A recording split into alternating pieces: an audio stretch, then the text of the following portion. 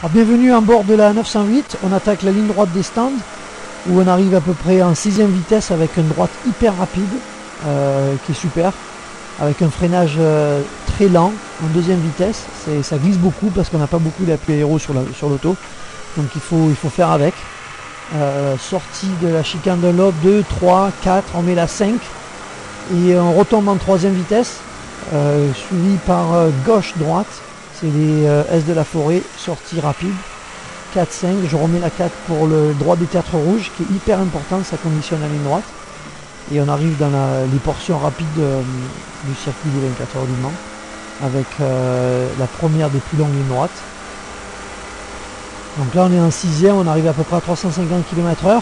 C'est vraiment les moments où on a le temps de respirer, de boire un petit coup dans la voiture, parce qu'on a notre petite bouteille, et puis préparer le gros freinage.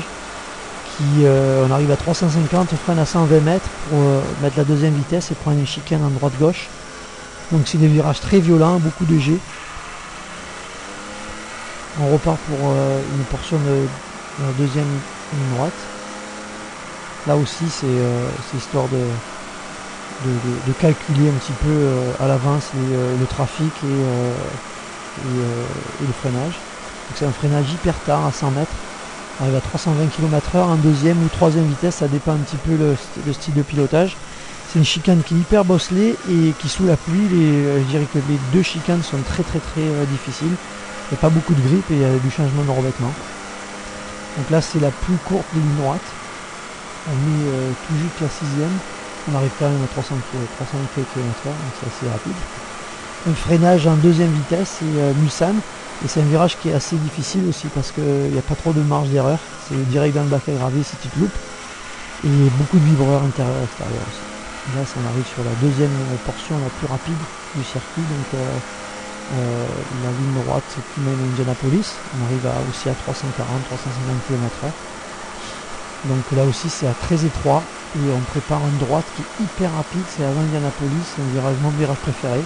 Parce qu'il y a beaucoup de vitesse et un freinage appuyé avec du banking à l'intérieur qui donne encore plus de grip, donc c'est un virage assez sympa.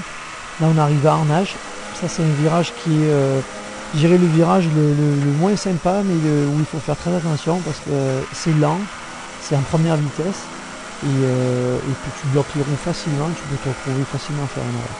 Donc c'est un virage assez vigilant.